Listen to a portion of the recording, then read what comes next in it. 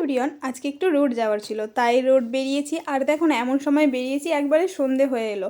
আর দেখো একবারে মুখ অন্ধকার হয়ে গেছে। তো আমি আর আমার মা রোডে এসেছি। তো একটা জিনিস কেনার ছিল। এই জামাগুলো দেখে আবার তোমরা ভেবো না জামা কিনতে এসেছি।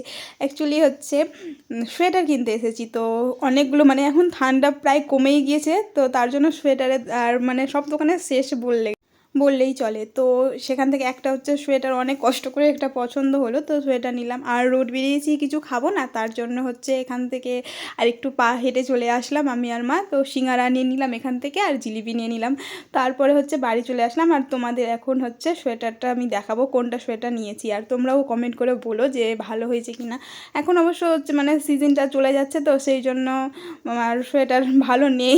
যা হলো পছন্দ, সবগুলো দেখার পর এই একটাই পছন্দ হলো। তো তোমাদের কেমন লাগে? সবগুলো থেকে এটাই একটু যা ভালো লেগেছে। তোমাদের কেমন লাগে অবশ্যই কমেন্ট করে জানিও।